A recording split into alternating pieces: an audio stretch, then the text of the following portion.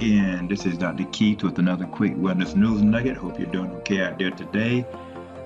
Today our quick Wellness News Nugget is from naturalhealth365.com, and it was published on yesterday, November the 18th, 2019. And it is an interesting article. It's entitled "Common Antibiotic Could Lead to Fatal Heart Issues." Now, again, I am a naturopathic doctor, naturopathic practitioner, and if you haven't listened before, the Quick Wellness News Nugget is where I take an article that has come out during the past week, and typically, every now and again, I may do one that's a little bit beyond that time if I think it's important, but 99% of the time, I take one that's come out in the last week, and I give my commentary on it as a naturopathic practitioner. Okay, let's get into this article. It's from naturalhealth365.com, and it's entitled "Common Antibiotic Could Lead to Fatal Heart Issues." The article starts off by pointing out how antibiotics are indeed a popular class of drugs that the U.S.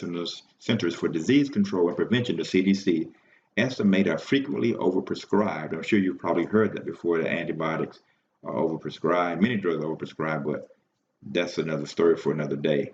It says, in fact, the CDC has previously, the article says, suggested that as many as 1 in 3 antibiotic prescriptions are unnecessary. The article points out further how used to kill infections, antibiotics can also wreak havoc on your gut health. That's a good point. If you've gone over a course of antibiotics, be sure to replace your gut flora afterwards with some gut probiotics, etc., because the antibiotics are going to typically throw off your gut flora. So it's a good idea to do that if you go on around antibiotics. Of course, I would recommend using some natural antibiotics in the terms of herbs or vitamin C, and many others you can use that are actually herbal. We call herbal antibiotics, and along those lines of vitamin C, and it slips me right now. But anyway, I want to get to this article, and I mentioned a couple before we end up. And it says here that the article is going to point out how that along with physicians incorrectly prescribing these antibiotics and individuals incorrectly taking them, antibiotics are giving rise to the dangerous public health crisis of antibiotic resistance, also known as superbugs.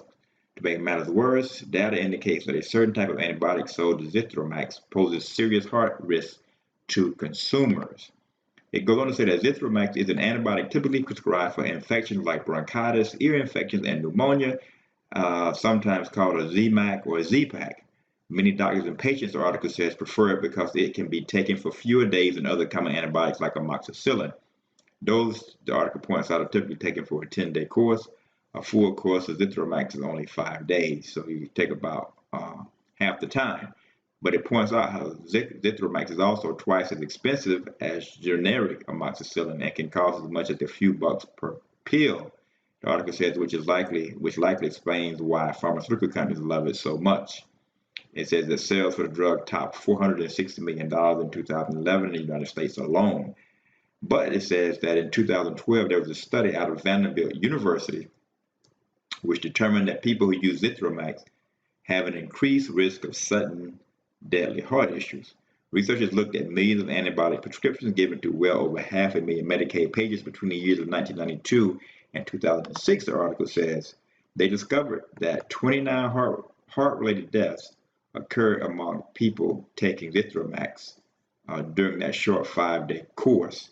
The article goes on to point out further that while rare, these heart-related deaths were enough to show that certain individuals taking Z-Pack drugs may be twice as likely to die while taking the drug compared to similar individuals taking other kinds of antibiotics or taking none at all.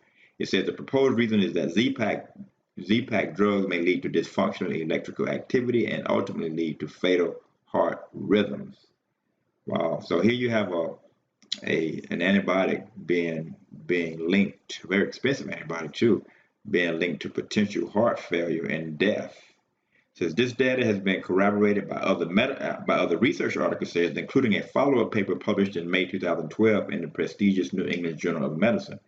The article says further that today the U.S. Food and Drug Administration cautions medical providers to avoid giving Zithromax to patients with known cardiovascular risk factors. That's a good thing to know. If you are going to be seeking to take regular antibiotics, or if your doctor recommends antibiotics to you, you need to make sure if you have any type of heart issues, high blood pressure, congestive heart failure, etc., that you make sure that you are not getting Zithromax. Again, I highly recommend that you seek out natural antibiotics first and foremost if you can.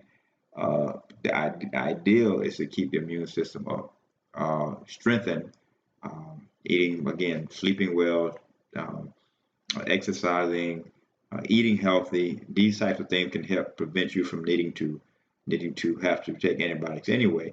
But if you do begin to get some type of infection, natural antibiotics are far a significant alternative, a recommended alternative rather. And again, the you don't have to worry about the side effects either when taking these natural antibiotics. The article goes on to say further that the U.S. Food and Drug Administration cautions medical providers, as I said earlier, giving these to patients who have known cardiovascular risks, and including potassium or magnesium deficiencies, bradycardia, which is slow heart rate, or people already taking drugs to treat abnormal heart rhythms. It says further that, of course, the article says, quote, let's face it, antibiotics are a risky class of drugs and are medically unnecessary at least 30% of the time. So to help yourself stay healthy throughout the year and help you avoid both bacterial infections and antibiotics, make sure it recommends taking, again, I'm going to point out some of the natural antibiotics, which is, I said, vitamin C earlier. It also points out vitamin D, which indeed can work. It does work in the body in many instances as a natural antibiotic. And it also talks about cut out heavily processed foods, especially simple sugars. These sugars, all they do hinder the effectability of the immune system.